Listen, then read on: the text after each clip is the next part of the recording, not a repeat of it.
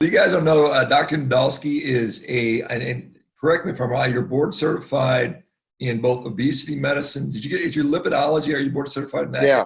That Yep. okay. Lipids. Your Yeah. background was it internal medicine as I well? did. I did family. Family, okay. And then, so you are a former D1 collegiate wrestler, heavyweight, if I'm not mistaken. Yep. Yep. Why do they, because they make you max out at 275, right? And So high school is 275, college is 285. There used to not be a limit. So people would be like 400 pounds. why do they put a limit, I wonder? Was there just because their athletes are getting too fat or something? Well, just because it's not fair to like I was like the heaviest I was like 260. So if eventually you go against guys that are like 400, most people at 400 they're probably not an athlete. But there was one guy, Chris Taylor, who used to just beat everybody because he was 400 pounds and just like could actually move.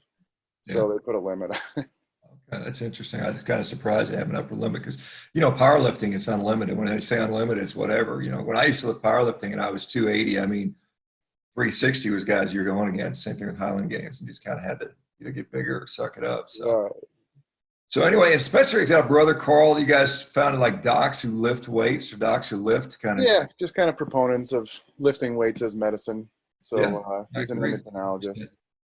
So let me just get your over, because I know you've got, like there's concerns about this diet, and I think that's rightful. I mean, I think we should be, looking at what are the negatives, but let me just get your overall, because I know you're kind of a fairly, I would say it's fair to say you're pretty middle of the road, but Agnostic.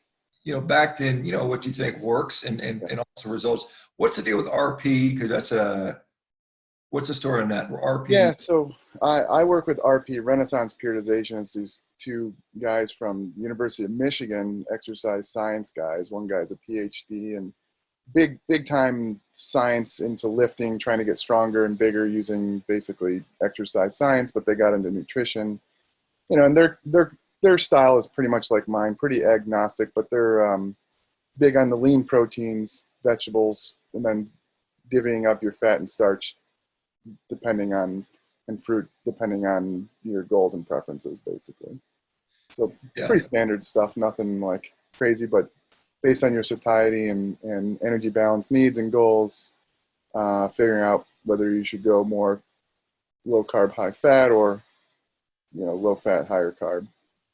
Yeah, and I guess ultimately, I mean, that's the interesting thing is there's people that are successful on both ends of the spectrum, or it would Yeah. seem so. And when I look at nutrition science, particularly when it comes to like longevity and stuff like that, I just don't think the science is there to support really any claim just because it's all, epidemiologically based. I mean, obviously, if you have a disease, then that's going to probably shorten your life. But in the absence of that, like I said, I look at it that way, and I just say, look, I think it's probably a better use of resources is taking people who are obese, diabetic, diseased, whatever, and trying to move them out of that category. And I think that's a more worthwhile goal. I think that's reasonable. When we put our resources out there rather than what we're going to die of if we're going to live to 90 or 80 or 60 or 70 or whatever. But I mean, because I just don't think the data is there. But let me get your overall thought on what is a healthy diet for the average person, and then I know there's something about the ability to adhere, which is Yeah. a huge thing. I think, from my standpoint, I want patients to be as lean as possible while also having a high quality of life with the minimal amount of disease as possible. So it does come down to, energy balance. So however we can get people to eat fewer calories that's not miserable, where they feel good doing it long term. So, I do love plant-based diets, but I also do enjoy, kind of a higher meats, lower carb diet for some patients as well. And I do, I have a lot of vegan friends that you get in battles with, and they're like, why do you even talk with Sean Baker? What's your deal? And I'm like, look, actually, the thing is, like, he's got a point. I have patients that, like, look, they couldn't tolerate up an all plant for reasons that you discussed, whether it's GI distress or for other purposes, satiety purposes. I do have patients that go more that carnivore, low carb, high fat route. That's the only thing that they could tolerate that was able to help them lose weight in a sustainable manner and keep it that way. Well, and we don't know for longevity. Like you said, we have these pockets of epidemiological data, the blue zones, all these places that seem to be more predominantly plants. But what we don't know is that, you're basically doing a huge experiment right now. There may be people that are going to live very long quality lives on a higher meat diet. So my opinion is, however we can get people to live quality lives, quality probably over quantity, because you also don't want to live a long life, live to your 80, 90, and those last 10 years, you're basically on life support type of thing. Because I think the quality gets missed a lot in these discussions. And I know I know some of your posts about like Gregor, some of these other like vegan guys that, they're skinny and meek and that's not, it's not very nice necessarily, but I can tell you one thing. My mom at the end of her life, past couple of years ago, she went from being a good, robust, 120, 130 pounds to then around 80 pounds at the end of it. And it's so if you're living a long life and you're barely able to move and you're skinny, is that really worth it too? So my opinion is that, like, look, however we can get people lean, strong, feeling good, and not completely shorten their lives by a large amount, which again, we don't know exactly what that would be. It's probably eating more processed types of foods and having that adiposity that we discuss, then that's the goal. Yeah, when I look at, even the blue zone diets, or you can look, like some people point to Tom Brady, what I see is someone who is eating not a lot of junk food. I mean, they're still eating meat in their diet, but the rest of their diet is not junk food. And I think that's something that sort of is overlooked. Like when we look at Tom Brady's diet, he says he gets 20% of his food from meat, dairy, and or not meat, eggs, and fish, which is really more than what the average American gets from meat, eggs, and fish. We eat less than that, quite honestly, and then the rest is just not junk food. So that's kind of how. I mean, obviously, I think we would both agree that the processed, hyper processed sugar and fat mixture is clearly not good. Yeah, when you look at even the epidemiological data for that, it even shows that. It's like people who eat a plant-based diet, it's mostly processed. That's probably worse than anything. So, I think you can enjoy that stuff if it doesn't trigger you to just want to keep eating it. I think you can have a little bit here and there in your diet while staying lean and active. But like, if we can move people from, and so I catch crap for this because I think a carnivore type of diet. If I have a patient that's 350 pounds, type 2 diabetes, uncontrolled, with sleep apnea, osteoarthritis, and high blood pressure, and they go from that, whatever that diet was, usually standard American high energy diet, to a carnivore diet, I caught some crap. I think I was on your other podcast. I said, I would think a carnivore diet, if someone lose 100 pounds and they resolve all those disease processes, I would have to think that's healthier than continuing on that route. And we do have good data to support that just from a weight loss standpoint. So like, just because, people think that meat's bad for you, I would think that energy excess and excess weight strain on your body is a lot more harmful. And we can show that out. And we do what's called staging in obesity now, as opposed to just going, your BMI is this much, you have class, however, obesity. They used to go, obesity and then morbid obesity if it was over 40. Now we go in classes with BMI, but then we can stage it out based on how many diseases related or conditions related to obesity. So if you have no conditions related to obesity, you may have a stage 0. But if you have pre-diabetes, you may be a stage 1 if you have type 2 diabetes, stage 2, and then if the worse it gets, stage 3 and stage 4. So like someone who's like a stage 3 and class 3 obesity loses 100 pounds using just a carnivore diet, despite eating a lot of meat. All of a sudden they resolve all those things. Their trajectory of their mortality and all sorts of things and quality of life changes drastically. So I think it would be unfair for someone to say that that a carnivore diet is in that context is harmful. It would blow my mind if someone thought that way, but they do think that way. Yeah, and many people on the screen are in that situation where they Yeah. came 50, 100 pounds overweight, all kinds of disease, and they resolve those things. And I think that's important to realize. Because I want to get into what are the potential downsides, because I think that's important to discuss and talk about what to look out for. Yeah. Let's just, because we are seeing, certain autoimmune diseases which do seem to respond, and whether that's through, improvements in gut permeability. I think that evidence is at least out there. Whether it's convincing or not to enough people is debatable, but I've seen it. I see it every day. I literally get 10, 15 messages a day from people telling me, my whatever went away, I feel better, my autoimmune, my depression, all these things. So I think there is something to, the fact that it probably meat to some degree is helpful to the diet. I mean, I know you don't promote a all vegan diet, even though you still eat steak and you eat red meat and you eat other things. And so there definitely seems to be a utility for that in the diet.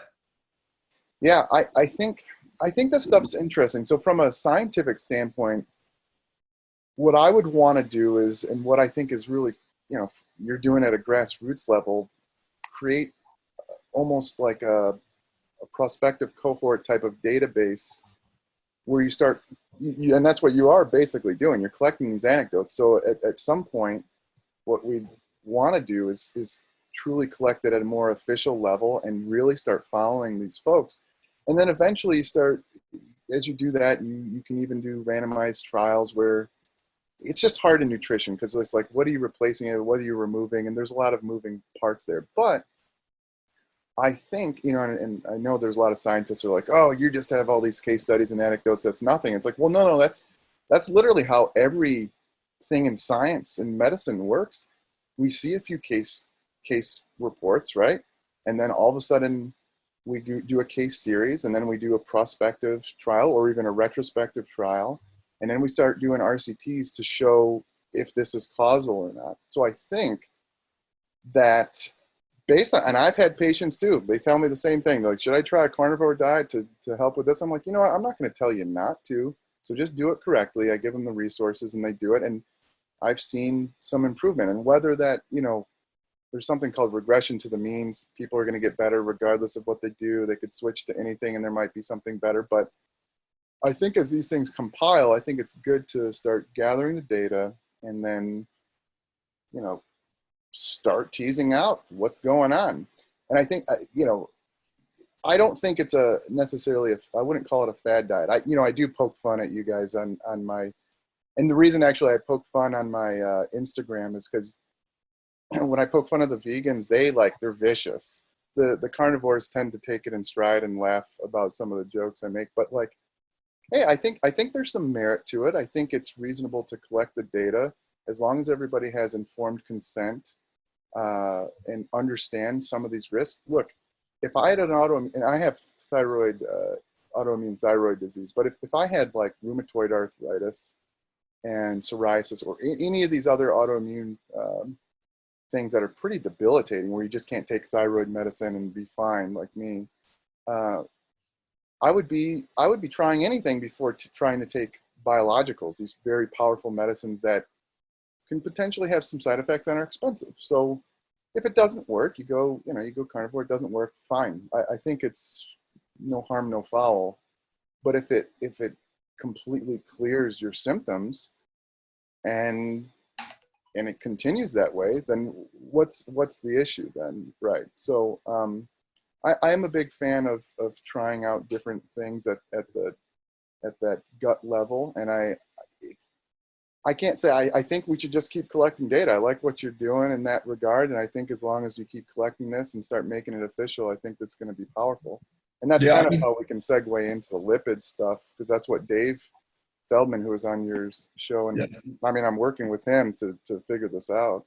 Yeah, let me just to interject. So Harvard is doing a study on this. Okay, We've got that happening, so that should be awesome, in collection soon. So David Ludwig, Belinda, great. that should become out hopefully here very shortly. So we're on the road on that to getting it more official. Yeah, let's talk about that because Dave kind of mentioned a little project. I mean, obviously, one of the big concerns with people on any low carb diet, whether it's keto, low carb, high fat, carnivore, is the potential for elevations in LDL cholesterol, ApoB, whatever lipid fragment we're concerned about. And there's people in here that contend, Dave Feldman being obviously one of the biggest proponents, that in the absence of elevations in low triglycerides, high HDL, maybe there's a different pattern, maybe there's a different subset of cohort of population, which maybe this group might not experience those negative cardiovascular effects. And so, what are your thoughts on that? And then I guess what are you guys doing to make Yeah. So out? So a lot of the data, so when we look at just an isolated elevated LDL as a cardiovascular risk, it really comes back to the familial hypercholesterolemia data. Now the problem is you can't compare someone who has a diet-induced hyperlipidemia to someone with familial hypercholesterolemia. And the reason is because since birth, these folks have had deletions in their LDL receptor, basically the recycling of their LDL. So their LDL residence time, meaning how long their LDLs or ApoB containing particles are circulating, is longer no matter what. Now, when you start a carnivore diet midlife, let's say, or 20, 30, 40, 50 years old, that the hypothesis would be if your LDL goes as high as it does in FH at that time, the area under the curve, meaning so if you're 10 years carnivore and your LDL goes to 200, those 10 years should hypothetically have the same effects as someone that has had FH earlier in life with the same elevations in LDL cholesterol. But we actually don't know. And the funny thing is we have all these, proponents saying we should probably lower LDL from a diet, but we don't have very strong data with that. It's more based off of these genetic models. And, we have these statin trials, and it is that most of these trials are done in diseased folks who have either metabolic syndrome or FH or just very high cardiovascular risk. So, and we do see, no matter what, a lowering in risk, even at lower risk folks in those trials. But from my standpoint, I personally wouldn't want my LDL going, there's a difference between going from an LDL of 100 to then 130. It's still within this kind of population level range, and it's probably not going to increase your risk very much. But if you go from, say, a 130 to a 200 to 300, and you're doing that for 20 years, the hypothesis would be that you're at a much higher risk than someone who went from 100 to 110, 130. So the way we're trying to figure this out is, and I know a lot of everybody in here does coronary artery calcium scores. And actually one of the things is, so you have a 0, right? The thing that's interesting, when did you start your carnivore diet? Yeah, so I had started it in 2016, and I got the CAC score, I think 2018, and so about a year and a half. But I'd been keto and high fat and high meat before that. So didn't you mention you had metabolic syndrome at one point? Or is that yeah, I think I probably did. I probably did. I'm just looking, not formally diagnosed, but just where I was at 43 with sleep apnea and blood pressure going up, and I would just presume I did. And I was 290 pounds and. So I think it's important to know. So from a CAC score standpoint, it kind of shows it basically shows our life preceding whatever that point you got the CAC score. So when people do, a carnivore or ketogenic diet, and their LDL goes from 100 to 400, sometimes we see 500 even, and and they get a 0 CAC score after a year, it's like, well, no, that's really showing the effects of your previous lifetime. So I think from my standpoint, for like you specifically, I think it's actually pretty cool to see that you have a 0 despite all the negative potential stuff you had in the past. So the way we're going about this is we have to do something called a CT angiography, and you have to follow it, over time. And we're going to do a year. We talked to a few specialists who or researchers who have done this and done trials where you can actually measure the soft plaque change. Coronary artery, when you get calcium in your arteries, it's a late stage thing, and it's generally when you're a little bit older, but we see it when you're younger too if it's really bad. So the way to measure progress is through a CT angiography, and there's some special software and algorithms where you can actually measure the change in thickness. So the way you have to do it is in what's called a prospective style. So where you start the clock and then you just check it after a year. And then ideally we'd have people that are in a similar boat but don't have that elevation in LDL cholesterol, or we can just compare it to the normal population of change. And we can see if people that have a super high LDL, and my goal is to get everybody over 400, but it's probably going to be more like 200 and above LDL, because that's where we see everybody should be on a statin if they're on an LDL of 190 and above, because they're assumed familial hypercholesterolemia. And if we don't see major changes, I think this is just going to be the start of the collection of data. Ideally we do this, collect more and more and more people, and then eventually maybe do an RCT or a bigger, more robust prospective trial with controls and all this stuff. But I think this is the first way to start to begin to at least see, because the hypothesis is that you have higher LDL particles. These things can be retained no matter if you have inflammation or not. This is the hypothesis, that these things can be retained within your artery wall, and you're at higher risk of atherosclerosis. So if we find that in the context of a diet-induced or ketogenic or carnivore-induced hyperlipidemia, that, hey, this doesn't seem to be progressing as we thought, then I think that's very interesting. To me, I wouldn't chance it myself, but I think everybody here is very well read. They're following you, they're following these other, I wouldn't call them necessarily skeptics, but people that are pointing out kind of flaws in the hypothesis when it comes to diet. And I think most people are pretty well informed of the potential risks. And that's why I wrote some stuff for Dave's blog, like, hey, I think that a carnivore or ketogenic diet changes LDL receptors the same way that a familial hypercholesterolemia does. So it should be similar progression under the same amount of time if you have the same level. So that's what we're doing. And again, I personally wouldn't chance it, but I think there are enough people that have, improvement of all sorts of symptoms to where they're like, look, I don't want to go back to the way I was living before. I'll chance the long-term risk of heart disease. And it's not as simple either as just high LDL, you're going to get heart disease, because we do see some with FH that seem to be a little bit resilient to heart disease. And that there may be something there as well that we'll tease out in the future. There's non-lipid mediated accelerators or decelerators of heart disease. Yeah, I know some people talk about insulin. I know guys like Ivor Cummins points out that in FH people, when you stratify them by insulin levels, maybe some of the. Yeah, I'm sure there are things there.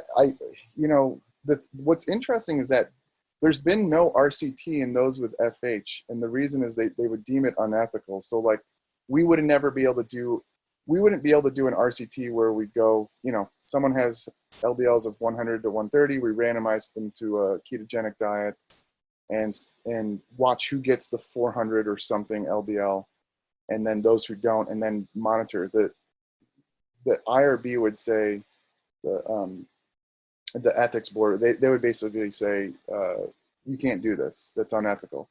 But if people are informed and they self-select and they're not going to change, and we're just watching them, I would say that's ethical. And they do that with FH anyway. There's people that don't take statins that have FH, and we let them in the study because we just want to watch. So I think it's reasonable. Yeah. All right, let's get into so concerns about the diet. Obviously, and I think this is good information. So, what are your principal concerns about somebody long term, or even in the moderate term for a carnivore diet, and how would you assess if those concerns are actually occurring? Yeah, so I'm a lipid guy, so I'm always monitoring lipids, and those things are pretty easy to like. So, for example, I could give someone psyllium husk if we think that maybe that we think it's due to a lack of soluble fiber, and see if there's an effect. If there's no effect and they don't have issues, I can change lipids. In a more shorter term, because atherosclerosis takes years, 10, 20, 30, years. The things like scurvy and stuff like that, I know you would know better with you're monitoring these people. Have you seen any case report of scurvy?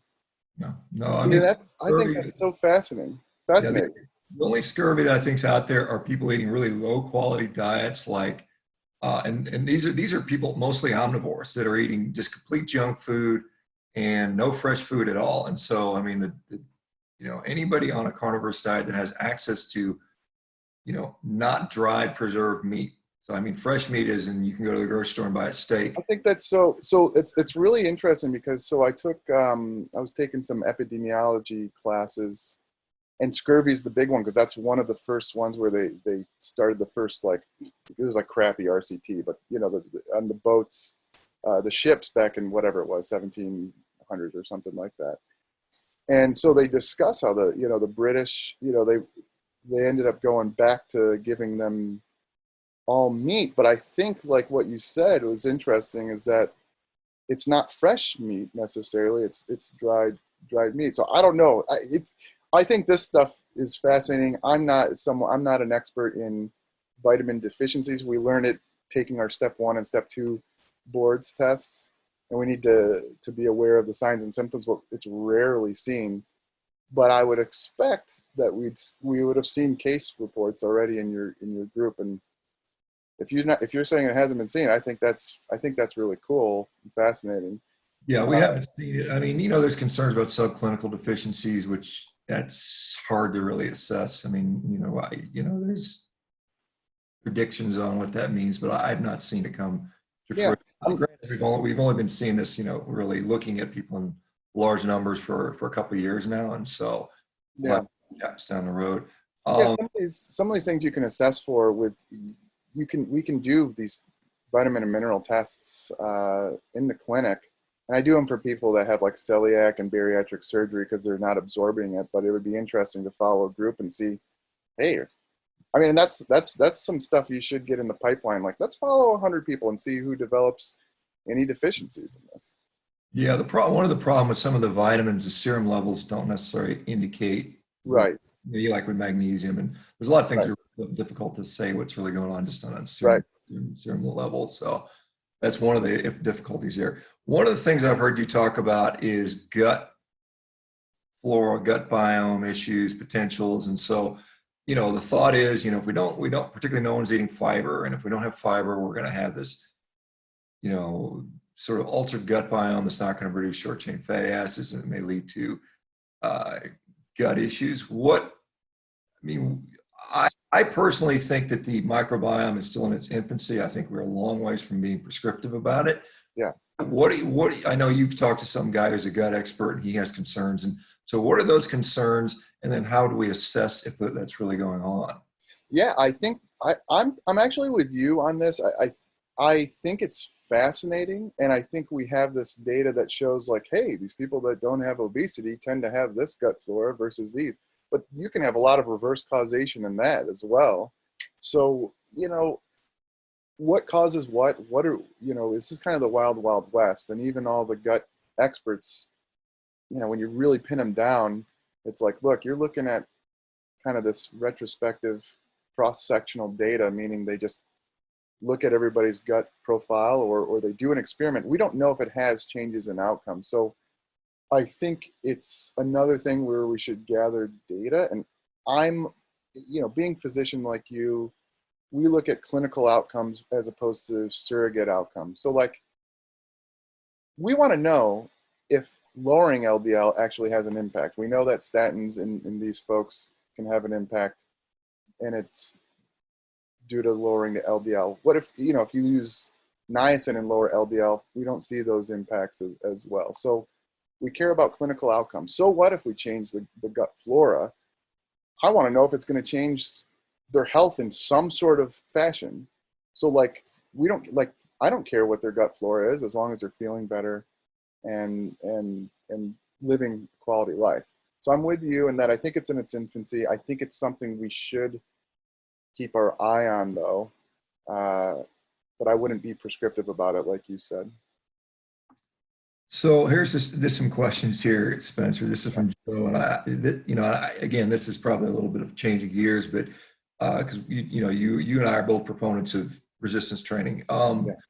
They're talking about blood flow restriction for old folks that want to build muscle but can't lift heavy weights. Yeah. What are your thoughts on? Yeah, so there's some interesting preliminary data to show that it might be beneficial in those who can't necessarily lift a lot of weights. It may augment the effects. You would definitely want to do it under supervision, as you wouldn't want to tourniquet yourself too much. But yeah, there are some preliminary results that show it may be beneficial in case you can't do enough volume or training. Have you done any of that stuff yourself? Have you messed with that? I haven't. Yeah, me neither.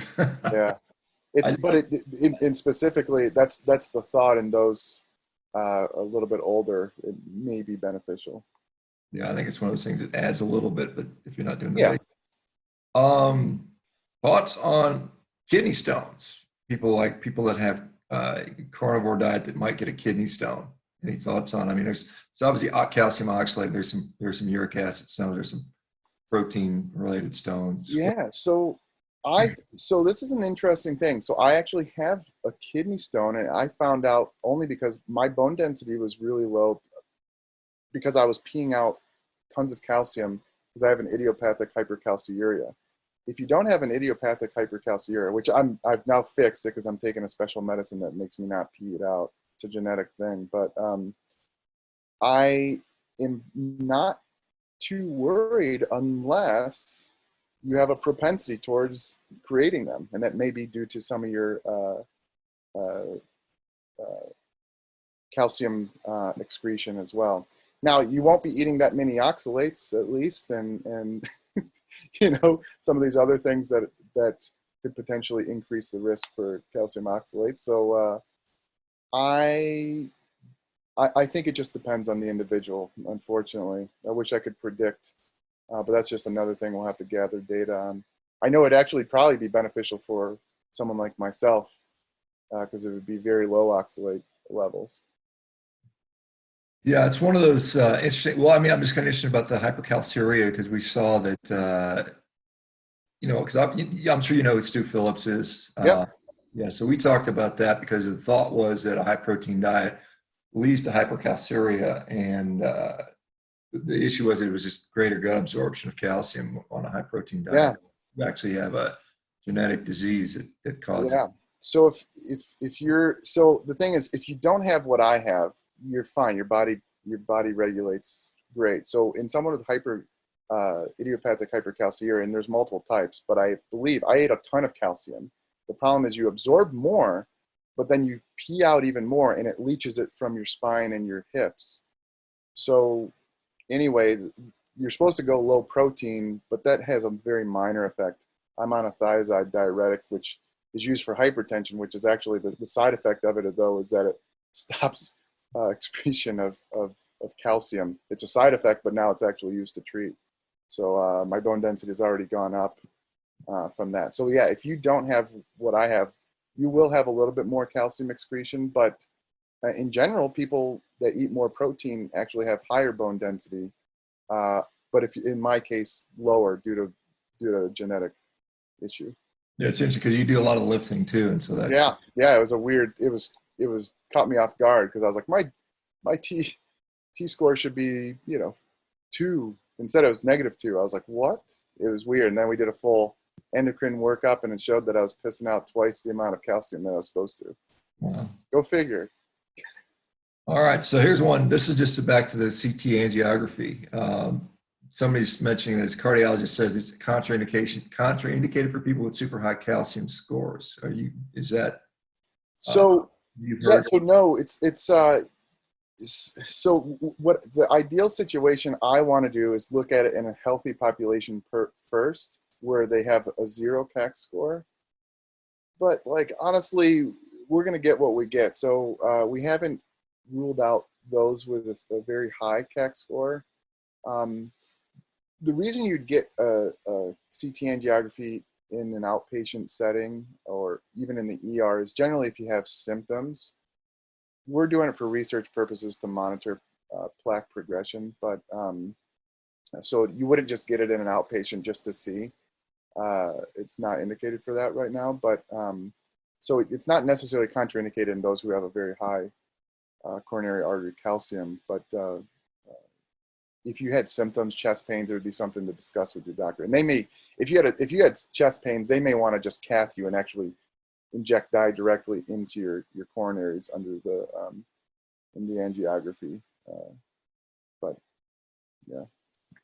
So somebody's asking a question about obesity, just kind of Yeah. optimal fat levels for men and women, body fat levels. Does age matter? And then I guess, is there any sort of good data that would suggest maintaining this level of body fat and lean mass with regard to long-term health span, lifespan? Yeah.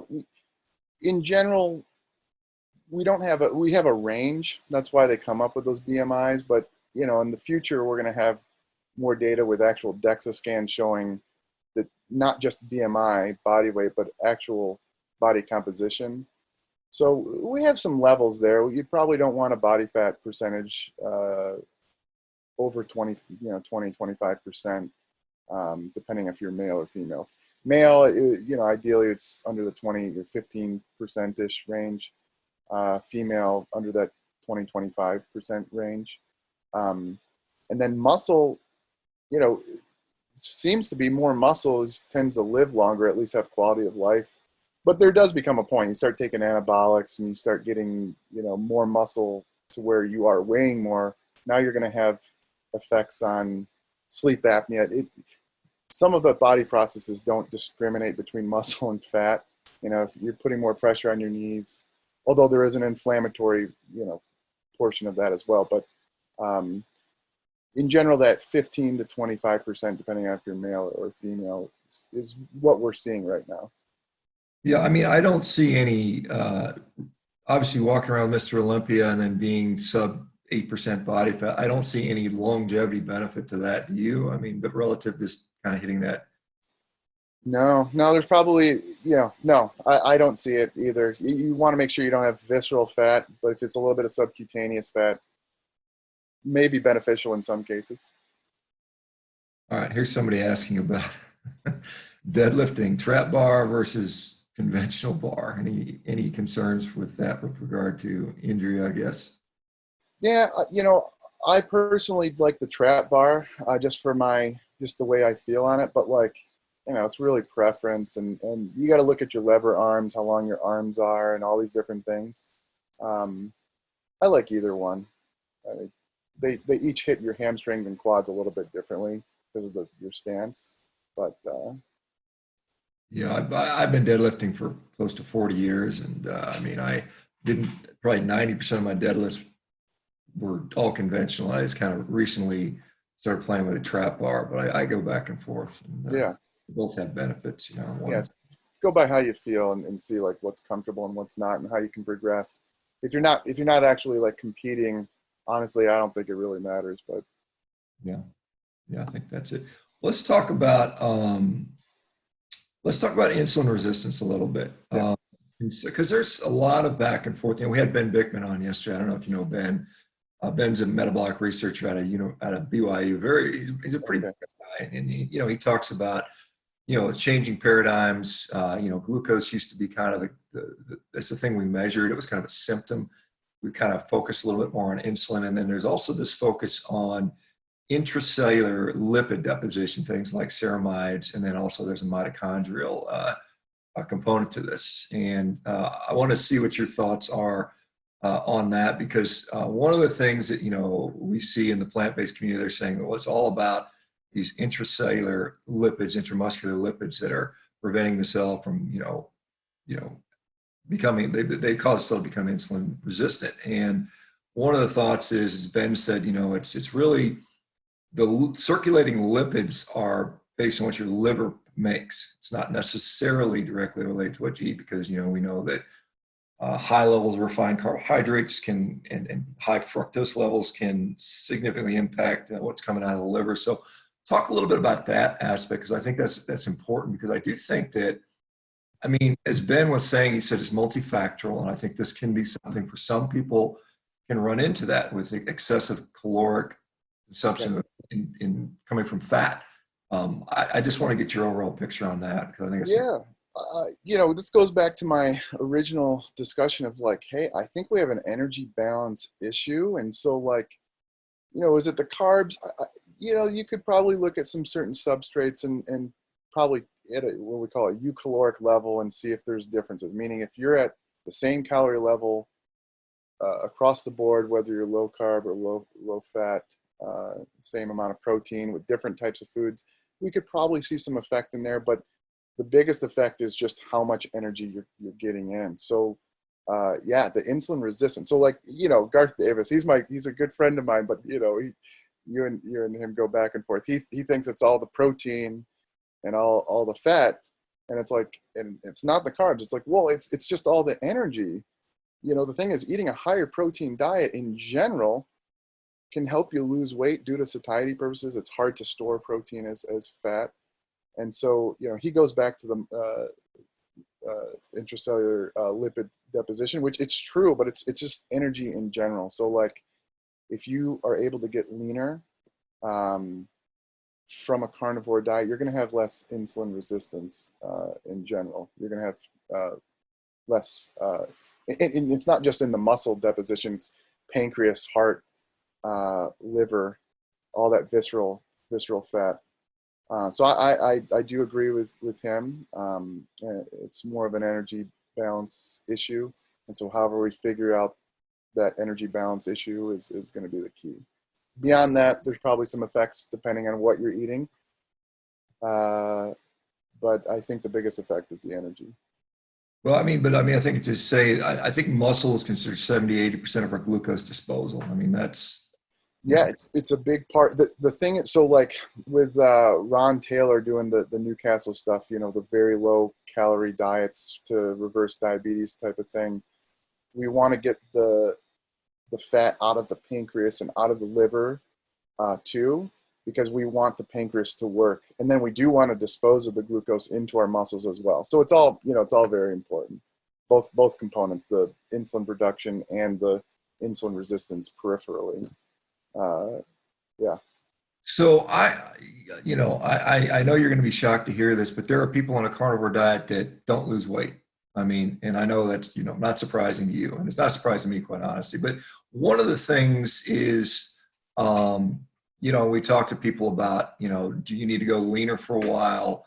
That does seem to have an effect for many people, which would make sense. It's just, you know, it's just you're doing that. And some people actually, by eating more fat, they end up being more satiated, and then they end up eating less regardless. But one of the things that also is the confounder here, and I know you talk about this, is the thyroid. And I'd like to hear your thoughts on thyroid health, because I think that's something that, you know, regardless of your diet, if your thyroid is not working correctly, you may run into some issues. So talk to me a little bit about thyroid stuff. Yeah. So the most common in thyroid hypothyroidism, I will say, low thyroid cause in developed countries is Hashimoto's thyroiditis, autoimmune thyroiditis. You know, you start seeing in some of these other areas iodine deficiencies, and I do have some patients, because they only use sea salt, they don't use iodized salt. I have seen some patients that are iodine deficient, and their TSH starts going up and their thyroid levels start going down. It's kind of interesting, because it's like, we used to think it's unheard of in developed countries. So, but those with that go very low carb there can be some differences in the conversion of T4, the mostly inactive thyroid hormone. That's the most predominant thyroid we release from our thyroid. And then in the body, it gets converted peripherally in the tissues into T3, which is the active stuff, the stuff that gets our cholesterol metabolized and recycled, the stuff that makes our metabolic rate go up, the stuff that has any metabolic effect on any of our tissues. So I have not seen like a real clinical hypothyroidism from low carbers. I do see a lower T3 level, maybe slightly higher TSH, and maybe a higher normal T4. But I don't see clinical hypothyroidism from low carb. It's just one of those hypothetical things that if you have hypothyroidism and you're taking T4, it may be something that, hey, you may start to develop symptoms that were not there before. But honestly, I don't see it that often. I know that's one of the high carb, low fat speaking points, is that like, hey, what about your thyroid? It's like, really, you know, if you're feeling good, I don't really care. I don't care about your numbers so much. If you don't have clinical symptoms, then whatever. Yeah, I make that point quite honestly because, you know, some of these numbers, I know Steve Finney wrote a nice article on thyroid receptor, you know, Yeah. regulation. And we see it with all kinds of receptor upregulation, whether it's androgen, whether it's insulin. I mean, the receptors are just as much a component as the circulating hormone. Yeah, the sensitivity, it's yeah, it's like, who cares? And I think I know a lot of people on like Twitter, you know, they follow Rhonda Patrick and some of these people that get into the mechanisms, and those things are really cool, but we have to step back and go, what is the outcome that we're looking for? You have autoimmune disease, and the carnivore diet improves that, and you feel so much better. Who cares if your T4 is a little bit higher and your T3 is a little bit lower? Who cares? It doesn't matter. You know what I'm saying? So I think that's what people need to take a step back and go, outcomes, not mechanisms. Mechanisms give us a hypothesis and maybe can help us understand why certain things occur, but in the end, we care about outcomes. Yeah, and I've said that for a long time. In fact, when I was on Rogan's podcast, because he was asked about labs, and I'm like, I don't know. I mean, it's kind of like you got to know what you got to put it in context, and you look at the clinical outcomes. I've been saying it for years, and it's good to hear other people that understand. I don't want to interrupt you, but your testosterone was low, right? And you know, I don't know I'm just looking at it from afar.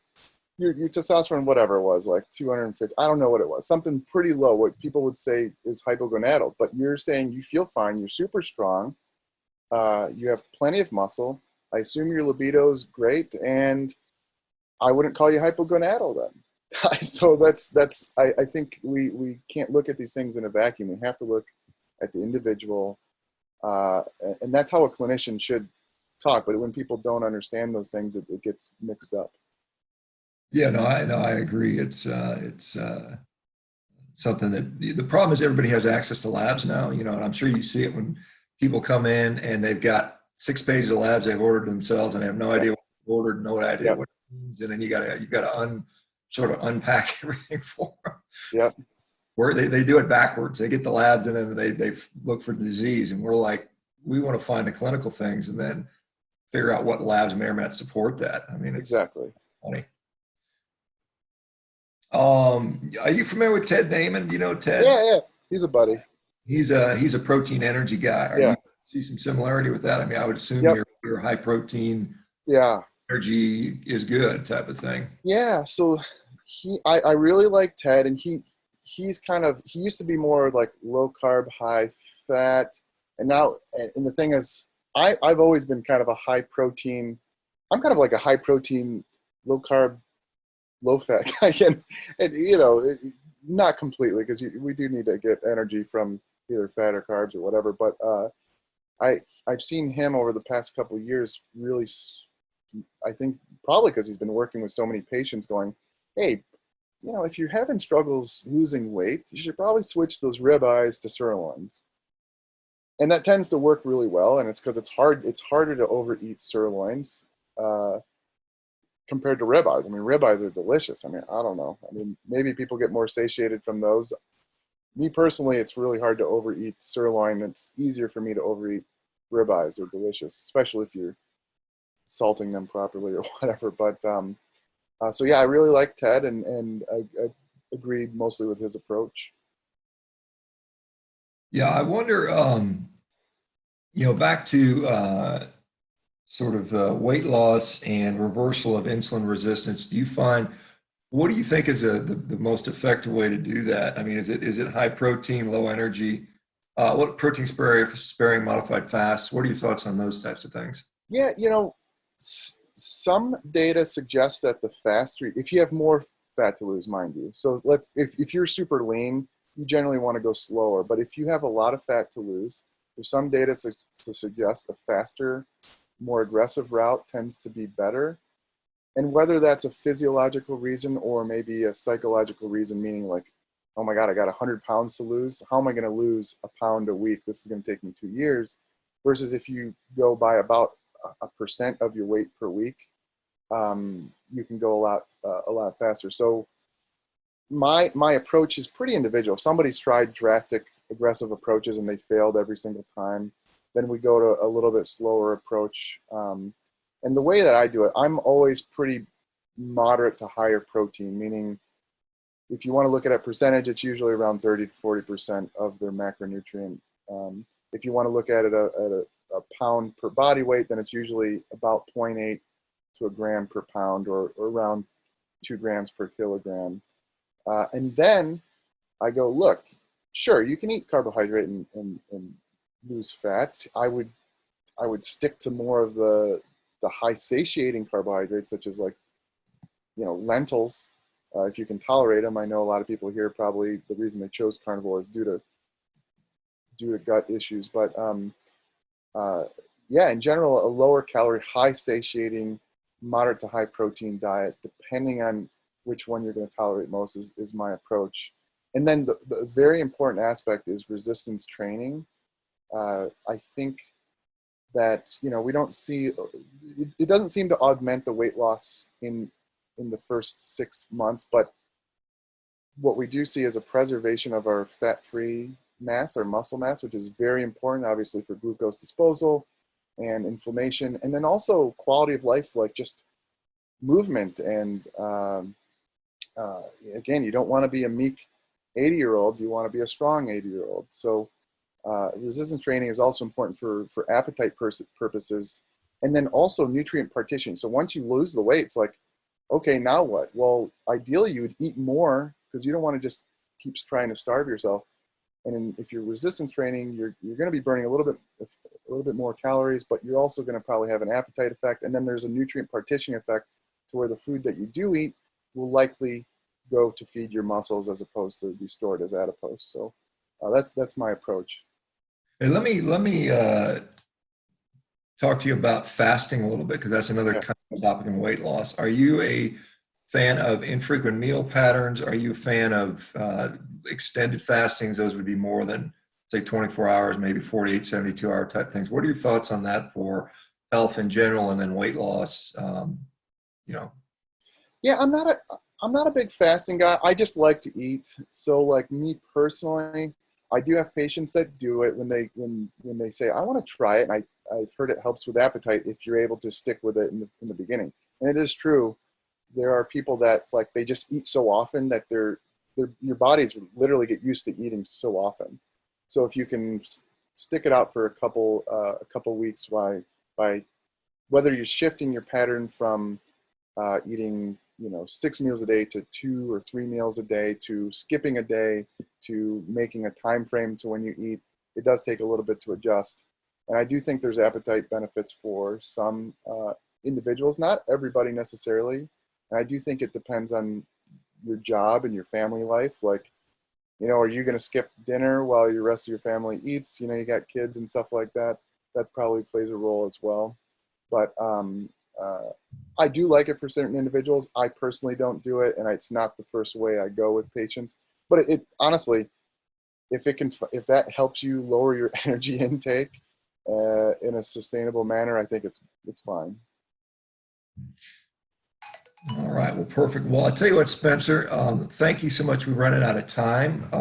I think someone's commenting, I gain a lot of weight on the higher fat approach. So there's some people, yeah, like I said, there's people that it's kind of interesting in this carnivore community. Some people do well high fat, some people do well leaner. And I'm sure that you see that all the Yeah. time.